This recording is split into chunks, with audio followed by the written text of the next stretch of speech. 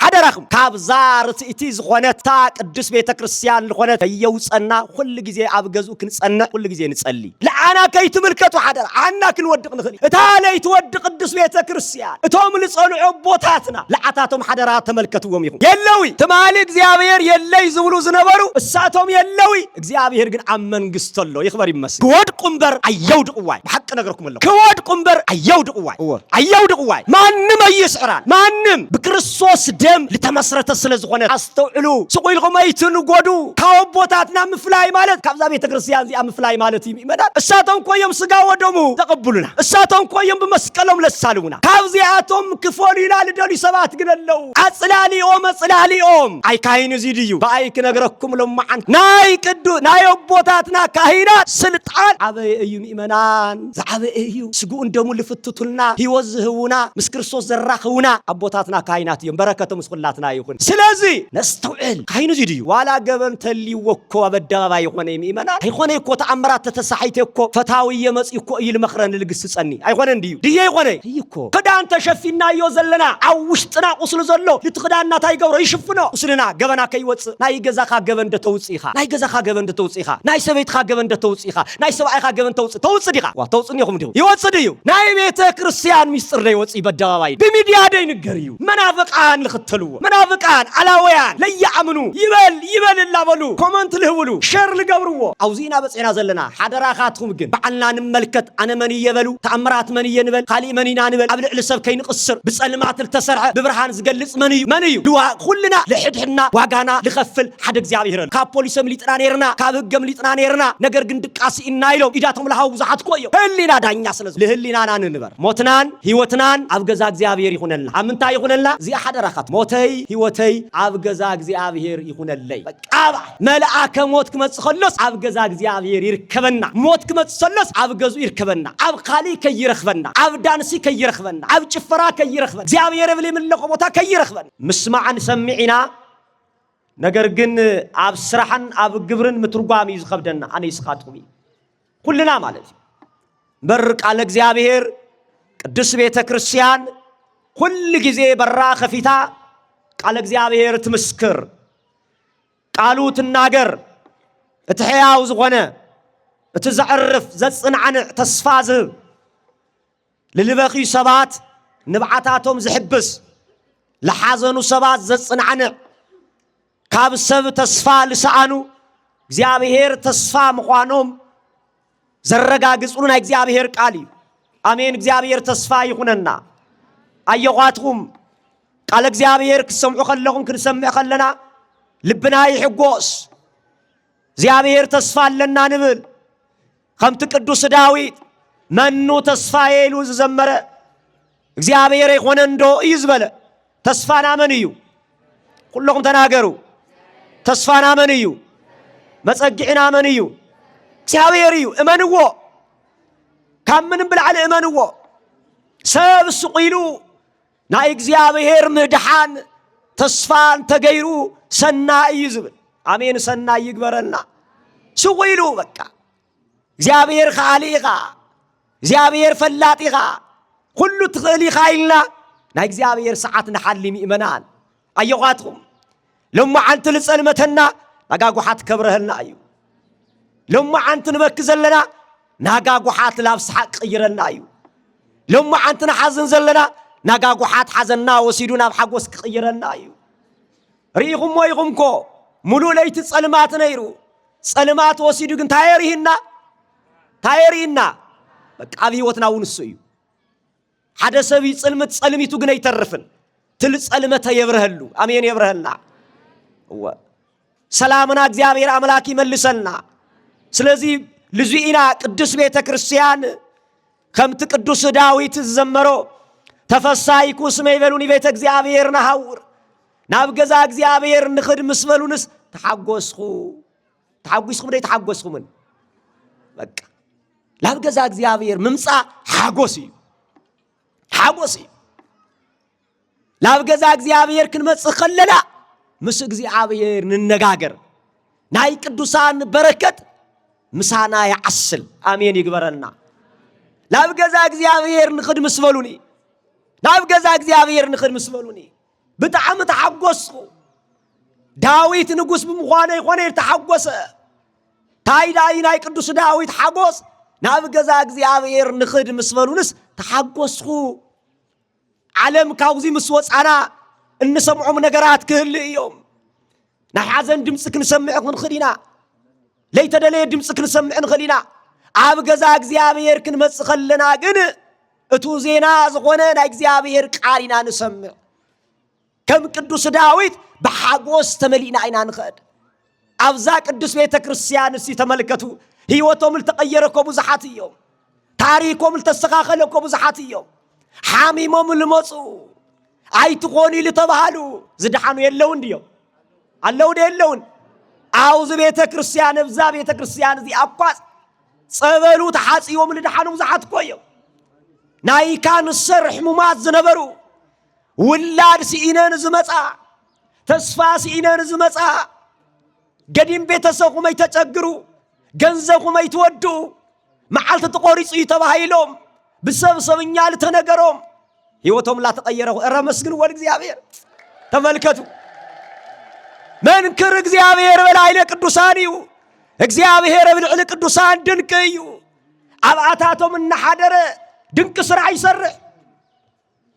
እግዚአብሔር ብለሃቦም ቃል ኪዳን ከይንታለል ይመናል ብለሃቦም ቃል ኪዳን ናይ እግዚአብሔር ቃል ኪዳን ጽኑዕ እዩ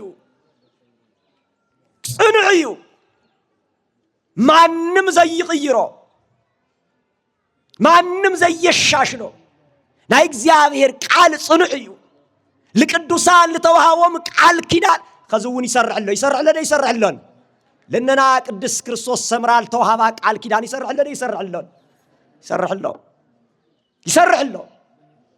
ልቦና ወነተክለ ሃይማኖት ለማዓንት ነክብሮም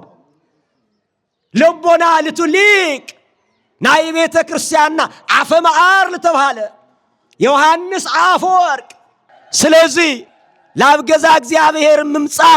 ሰላም እዩ ሰላም ለኩልና ይዓድለና ላብገዛ እግዚአብሔር ምምጻ ዕረፍት እዩ ላብገዛ እግዚአብሔር ምምጻ ተስፋ ቆሪጹ ዝነበረ ሰብ ተስፋው ዳግም ይልምልም ሓደራኹም ካብዛ ርትእቲ ዝኾነት ካፍታ ቅዱስ ቤተ ክርስቲያን ዝኾነት ከየውጸና ሁሉ ጊዜ ኣብ ገዝኡ ክንጸንዕ ሁሉ ጊዜ ንጸሊ ካብ ምንም ብላዕሊ ናይታ ቤተ ክርስቲያን ድምጺ ጥራሕን ስምዑ እሽዶ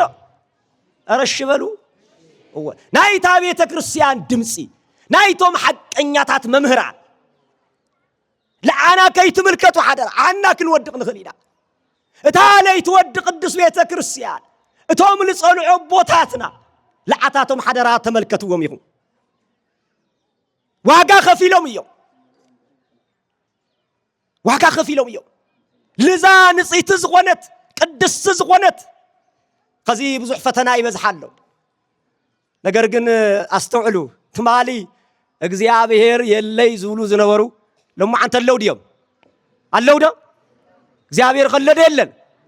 አለው አመስግንዎ የለዊ ትማሊ እግዚአብሔር የለይ ዝብሉ ዝነበሩ እሳቶም የለዊ እግዚአብሔር ግን አመንግስቶሎ ይኽበር ይመስገን ትማሊ አይተድሊ ዝልዋ ዝነበረት ለዛ ሃይማኖት እዚያ ዛ ሃይማኖት እዚያ ትቅጽልላ እሳቶም ግን የለዊ ኸሙዩ ከዝውን ይፈታተንዋለው ክወድቁምበር አየውድቁዋይ በሐቅ ነገርኩም ለኹ ክወድቁምበር አየውድቁዋይ ማንም አይስዕራን ማንም በክርስቶስ ደም ለተመስረተ ስለዝኾነት ኣብ ዓለት ስለተመስረተት ማንም ይኹን ለአና ክሽርሽረና ካወቦታትና ፍቅሪ ክፎሊና ልዶሊ ሰባተለው አስተውዕሉ ስቁልኩም አይትንጎዱ ካወቦታትና ምፍላይ ማለት ካብዛ ቤተ ክርስቲያን ዚኣ ምፍላይ ማለት ይመዳል ልባርኹና ስርዓት ዝፍጽሙልና መን እዮም ዞሞ ቦታትና ትሪኦም ለኹምኮ እሳቶም ኮይም ስርዓት ልፍጽሙልና እሳቶም ኮይም ስጋ ወደሙ ዘቀብሉና እሳቶም ኮይም በመስቀሎም ለሳሉና ካብዚኣቶም ክፈልዩና ልደልዩ ሰባት ግን ኣለው ኣጽላሊኦም ኣይ ካይኑ እዚ ድዩ እምበኣይ ክነግረኩም ሎማዓንቲ ዮሃንስ ኣፈወርቅ لمن يتطاو لبله لملأك 10 ዓመት ተጠው ቢልወኩ ገዚትዎ ተመልከቱ ዘይ ተገብረ ለመላእክት ተገብረ ለካይናት ቅዳሴ አትናቴዎስ ተመልከቱ هو ናይ ቦታትና ካህናት ስልጣን ዘዓበየ እዩ ምእመናን ዘዓበየ እዩ ስጉኡ እንደሙ ልፍትቱልና ህይወት ዝህቡና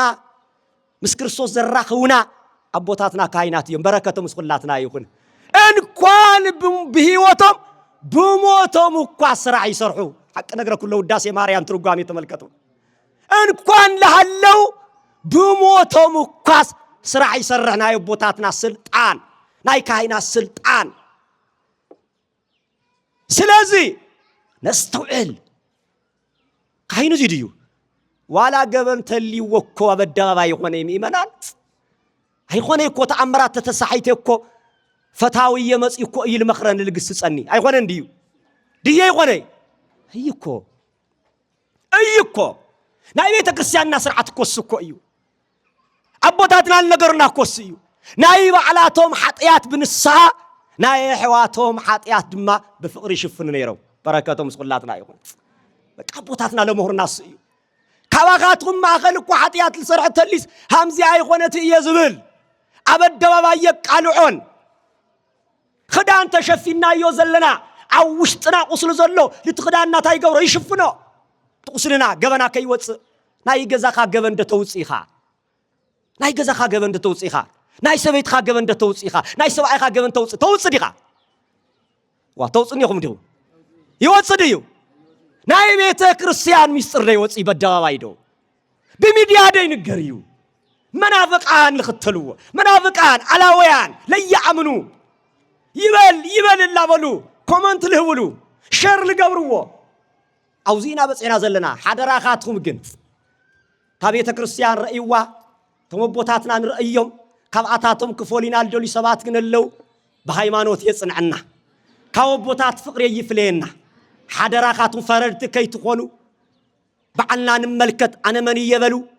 ተአምራት መን ይንበል ካሊ መኒና ንበል ኣብ ልዕሊ ሰብ ከይንቅስር بصلمات التسرع ببرهان زقلص منيو እግዚአብሔር لوا كلنا لحدنا واغانا لخفل حد እግዚአብሔር الله ኃጢአት ተሰርዒና ብንስሓ በቃ ሓደራኻትኩም እታ ሰበይቲ ብዝሙት ተዓሲራ ዝመጸት እኮ ኣብ ማእኸላቶም ኣብ ክርስቶስ ኣቅሪቦም ማናሃለው ካባኻትኩም ማእኸል ኃጢአት ይሰርሕኩን ዝብል ብእምነ ልዕሉታ ይግበራ ይደብድባ ኃጢአተኛ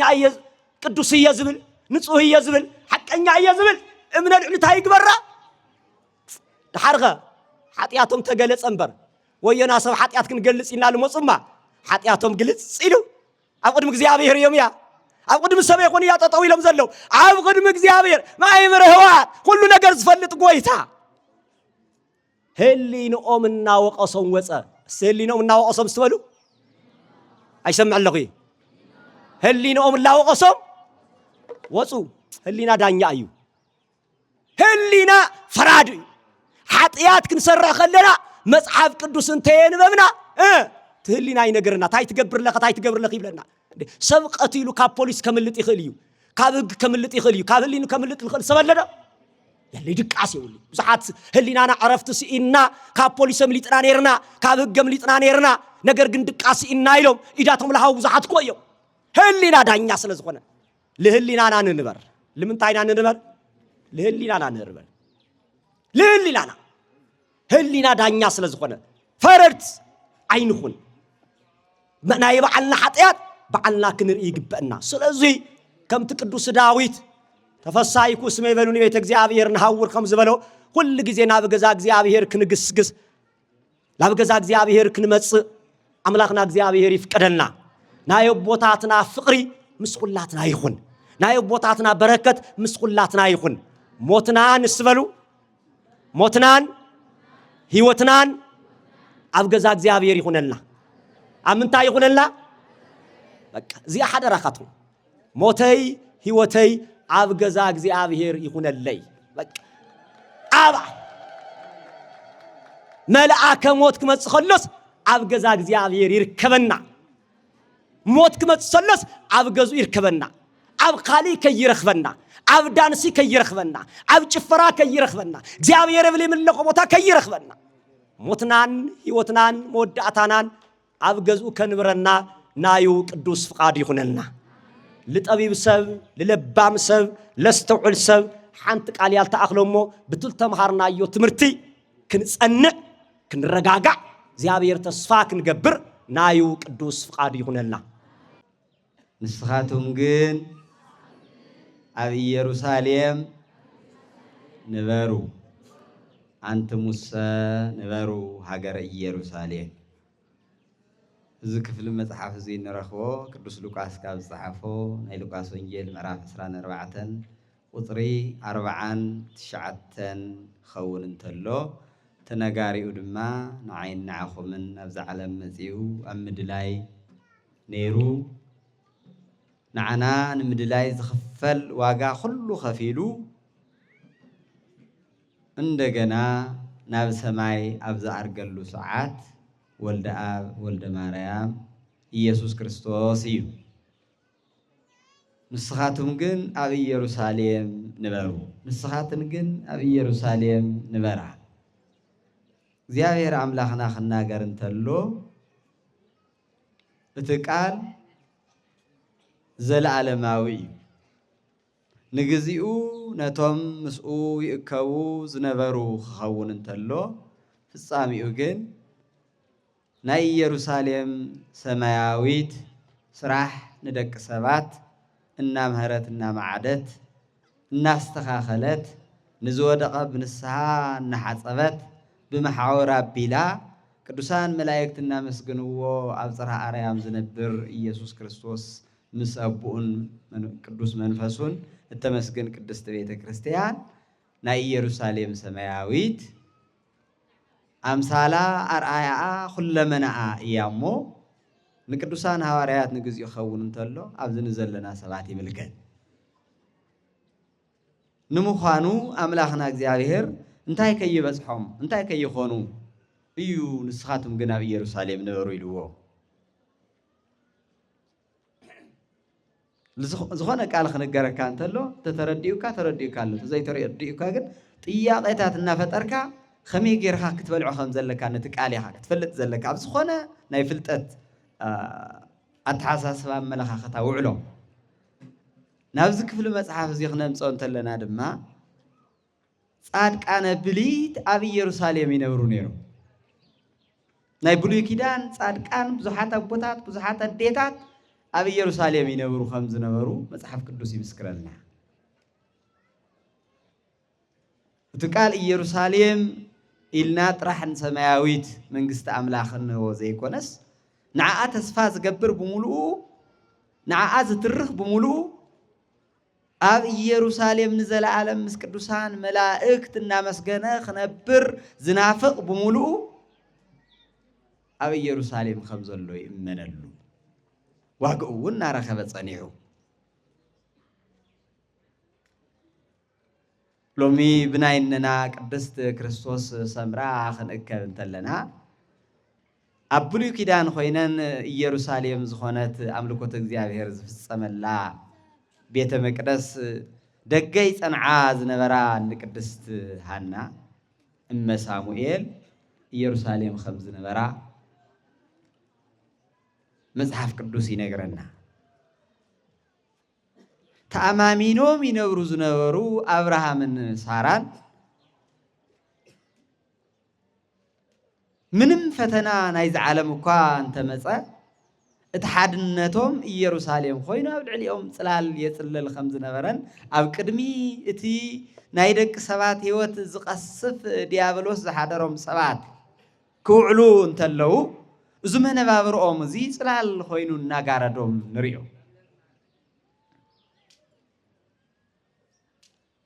እን ቅዱስ ያዕቆብ ስደት ኸይዶም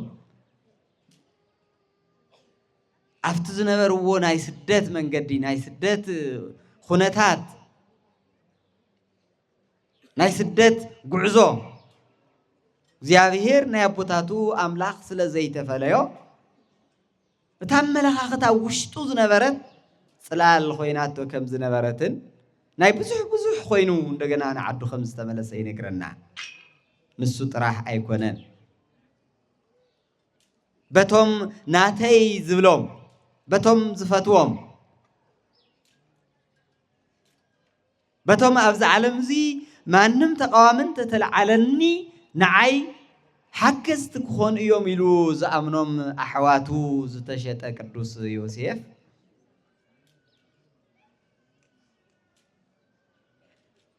ተመለኻኽትኡ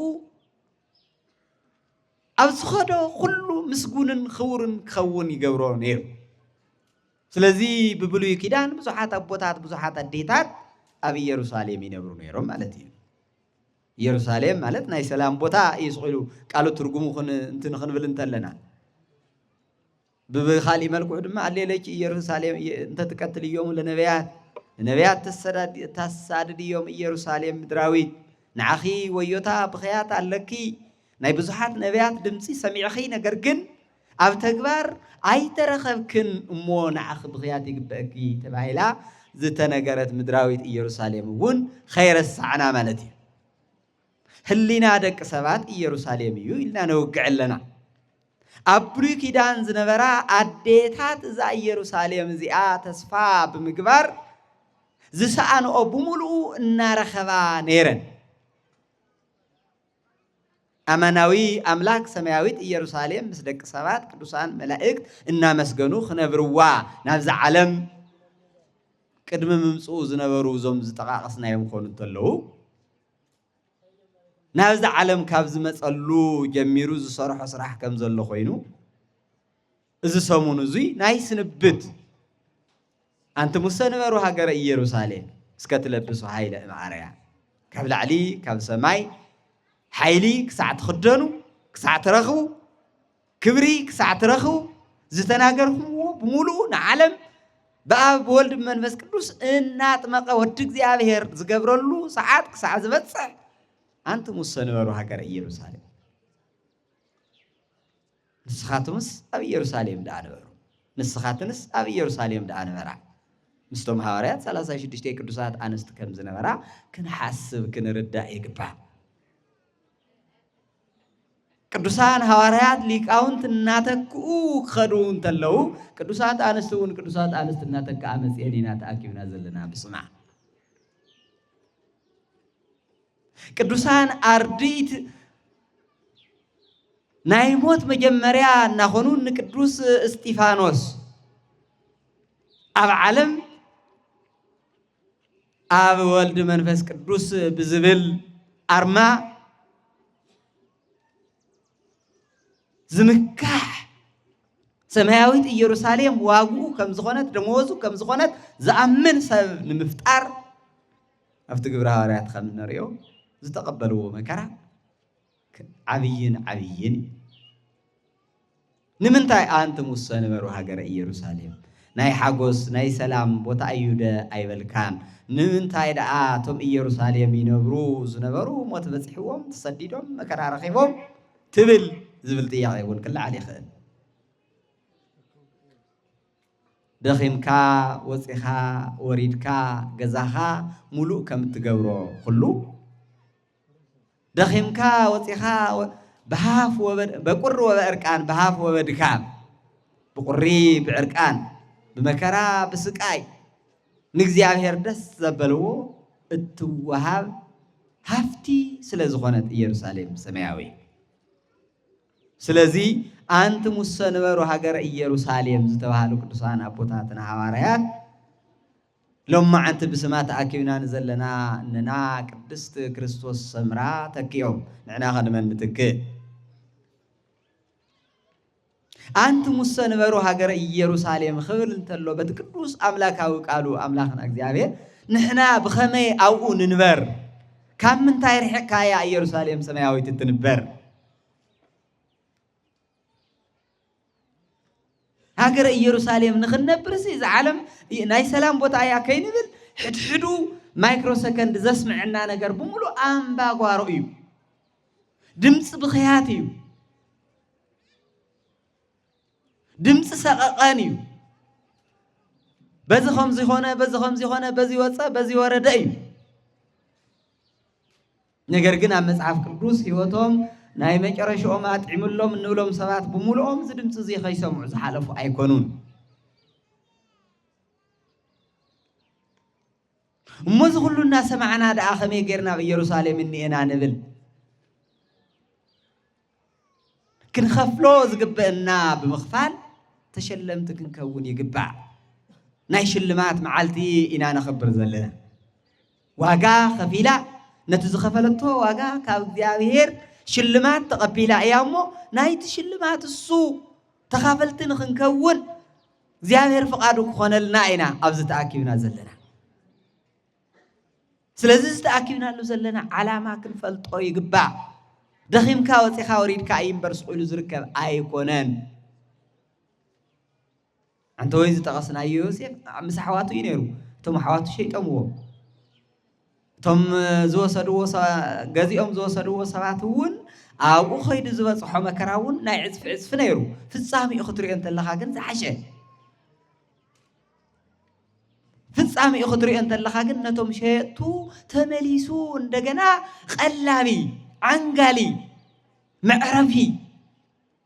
خون خوينو نريو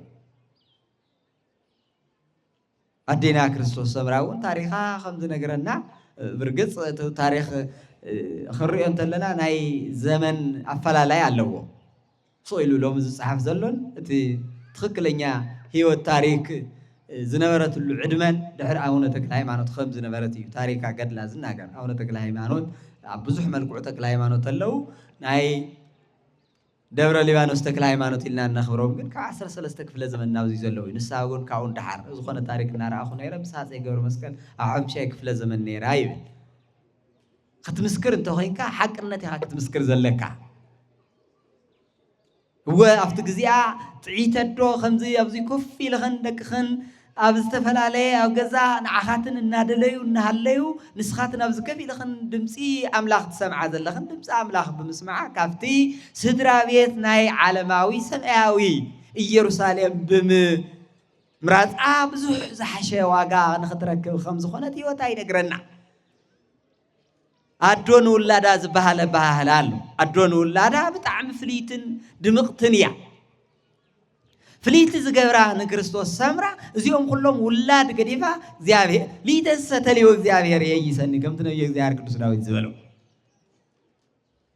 نعيسي زيابه مختال تزحشن على ماين مرجعين من بابروين إيو إلى زمرة هادو بمخانا كنا مسجنا يقبل كنا خبرا يقبل نكدوسان استلمن كا أملاخنا نعناون تلمننا نساتهم أبي يروساليم نبرو تباهيلهم تبكدوسان حواريات قال مسكدوسان حواريات قال بقال استناجر خيو بجزيهم بزحوهم نساتمون إذا ترديهم واقع خفيلهم يروساليم سماوي تصفهم مهانا سلاسة سامي تفرنا فرهم أتواز بالكيان خاطو رجس أنياتات خوينهم يومهم نعناون نفس بركة زي حوسنا لكن أمن wherever أبيتم نزلوا صادق يقبع أبيتم نزلوا سمايت كنا إما هي كنا قرب كنا لمن يقبع خمت زبلنا يروساليم ناتيمبر نات كايكونن زبل عالم نمرحنا نهالي أو وشتو نهالنا نصدق استسرح سرح يت يخون يت كن قبلوا يقبلنا كدوس يارين خمزي بل وريدي بهر رومي لبيت كريستيان رئيك هو أي مرك هو كم اهتي سناي عليكو أبروما خيدسين كدست بيت كريستيان رأخ هو فلت هو تردع هو حافتي كم زخوينة غيره دماء صبوق تمنى خلا هيا أنا يا بيت كريستيان زيا قدوس بيتروس نقول كل عفو تسقيلو نكريستوس مسكر الله دباباي قدوس باولوس መንደር ናዘረ ብዙሕ ስራሕ ድሕሪ ምስርሑ ክሳዱ ንኻራ ሂቡ ንእግዚአብሔር ዝመስከረላ አደባባይ ከም ሓፍተይ ጽቡቕ ተመነኹላይ ስለ ቅዱስ ጴጥሮስ ስለ ቅዱስ ጳውሎስን ክናገር እንተሎ ስለ ቅዱሳት አንስት ድማ ከምታ አንተ ሊቃውንቲ ይዝምርዎ ዝነበሩ ኦ ብእሲቶ አብይ ሃይማኖትኪ ይኩንኪ በከመ ተአመንኪ አምላኽና እግዚአብሔር በወንጌሉ ነተን ኣብዚ ወዓሎ ንክውዕላ ኣብዚ ሓደሮ ንክሓድራ ከምታን ሎማዓንቲ ንብላ ዘለና ቅድስቲ ክርስቶስ ሳምራ ቤተሰበን ኩሉ ገዲፈን ይኽተላ ንዝነበራ አዴታት ቅዱሳን ሐዋርያት የመሓላልፍዎ ዝነበሩ መልእኽቲ ሰሚዐን ቤተሰበንን ስድረአንን ገዲፈን ምስ እግዚአብሔር ይውዕላ ንዝነበራ ካብኣተን ሓንቲ ንዝኾነት ኣዶ ዝተናገሮይ ኦ ብእሲቶ አብይ ሃይማኖትኪ ይኩንኪ በከመ ተአመንኪ ብዙሓት ኣዴታት ኣለዋ እዚ ከለባትን ይበሉ ፍርፋራት እግዚኦሙ እቶም ዝተናዕቁ ዝበሃሉ እንስሳት እውን እኮ ኣብ እንዳጎይቶኦም ዋጋ ኣለዎም እዩ ደመወዝ ኣለዎም እዩ ዝብል ቃል ሃይማኖታዊ ቃል ንዘቕረባ ኣዴታት ኣምላኽና እግዚአብሔር መልሱ ንሱ እዩ ቅዱሳን ሐዋርያት እናዘሩ ነቶም ኣብዚ ወዓሎ እናወዓሉ ኣብዚ ሓደሮ እናሓደሩ ድምፁ ይሰምዑ ዝነበሩ ህዝቢ ጾሞም ከይውዕሉ ከይሓድሩ እስቲ ንእሽተን ንበረከት ዝኸውን ኣምፁ ኣብ ዝብለሉ ሰዓት እዙይ ኣብ ዝእክብሉ ቅዱሳን ሐዋርያት እታ ዝነበረታ ንእሽተን እንጀራ ንዝሃበት ኣዶ ናይታ መበለት ምጽዋት ዝተቀበለ ኣምላኽ ምጽዋትና ይቀበል እናበልና ናይ ጸሎትና ኩሉ መልዓሊ ጌርናያ ንርከብ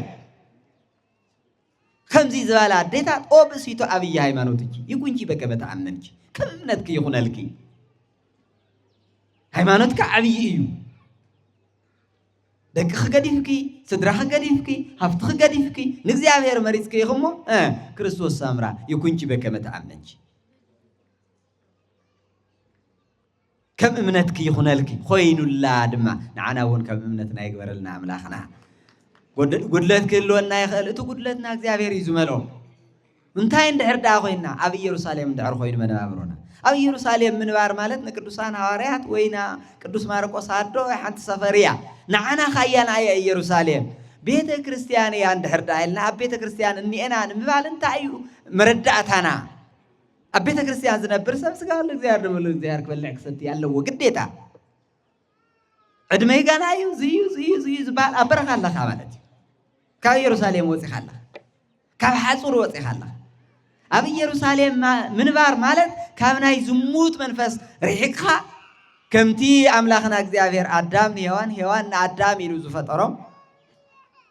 ተባይተ ዋንስተ ገብሮም خم غيرو فترم بقول ما علم بتوه كمل جبرو كاب زوجة أزخير بمولو كاب ناي يروساليم من بابرو تفناقل خالها مالتي مسحوات خات جبرو وعلو ندهردا ليلان قليلان بموسى زكبر خوينو ناي يروساليم أملها خطاي كون نزول كاب يروساليم وتينا لنا كاب يروساليم زوجة أنت أيدو موت ካብ ኢየሩሳሌም ዝወፀ እንታይ እዩ ኣስቡ ተቕበዝባዝ ምዃን ከም ሚካኤል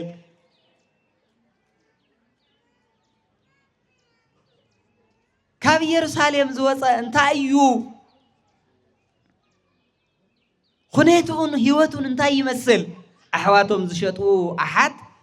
ኣብ ለለቆቶም ቅርሾም ሰእተየሎም እቲ ምግባሮም ስለ ዝፈልጡ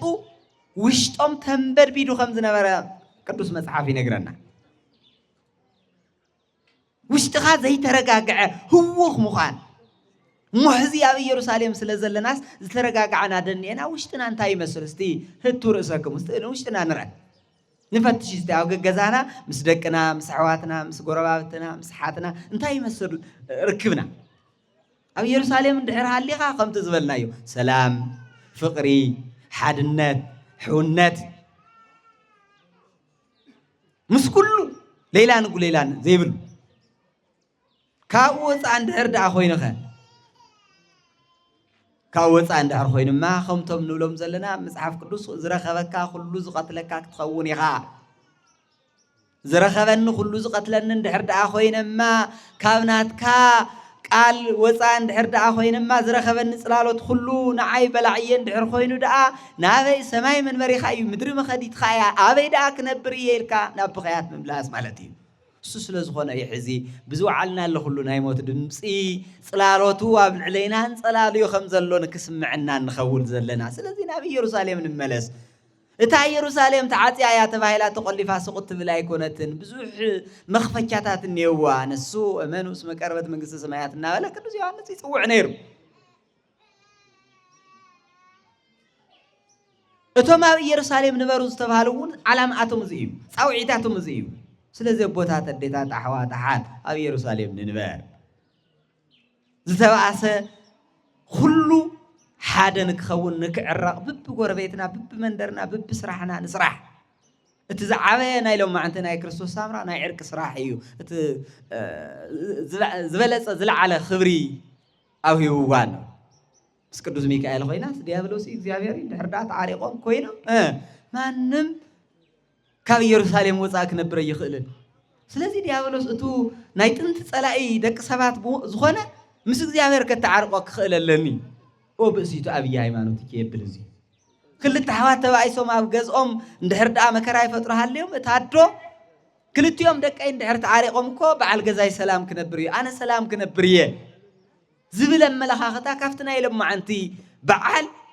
أتحسس ما كتوصل كتكل اللوا اندحر دا عزيزي خوينو زكو فيلنا مرفادنا تلم دوك خوني مالتي سلازي تاسالا صدقاء أول مليايات خون أنت مسنبرو إيروساليم اسكتك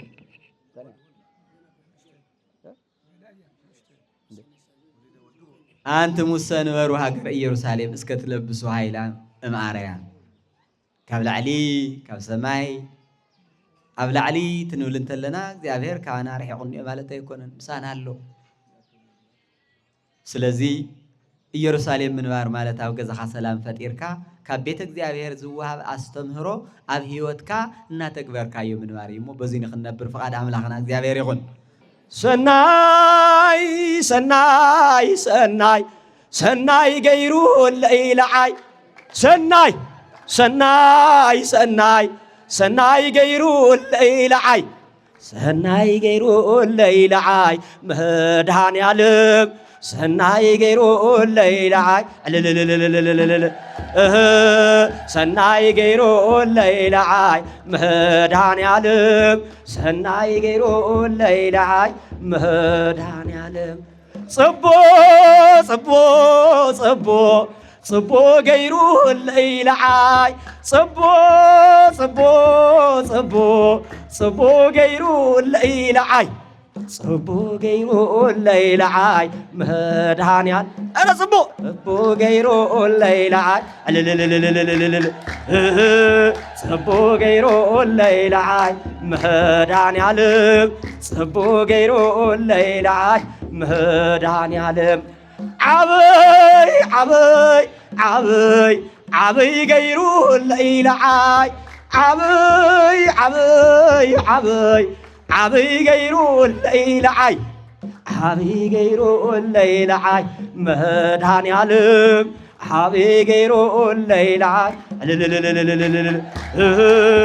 عبي غيرو الليلعاي مدኃኔዓለም عبي غيرو الليلعاي መድኃኔዓለም ብዙሕ ብዙሕ ብዙሕ ብዙሕ ገይሩ ለኢላዓይ ብዙሕ ብዙሕ ብዙሕ ብዙሕ ገይሩ ለኢላዓይ ብዙሕ ገይሩ ለኢላዓይ መድኃኔዓለም ብዙሕ ገይሩ ለኢላዓይ ብዙሕ ገይሩ ለኢላዓይ መድኃኔዓለም ብዙሕ ገይሩ ለኢላዓይ ሰናይ ሰናይ ሰናይ ሰናይ ሰናይ ገይሩ ለኢላዓይ ሰናይ ሰናይ ሰናይ ሰናይ ገይሩ ለኢላዓይ ሰናይ ገይሩ ለኢላዓይ መድኃኔዓለም ሰናይ ገይሩ ለኢላዓይ መድኃኔዓለም ሰናይ ገይሩ ለኢላዓይ መድኃኔዓለም ሰናይ ገይሩ ለኢላዓይ ጽቦ ጽቦ ጽቦ ጽቦ ጽቦ ገይሩ ለኢላዓይ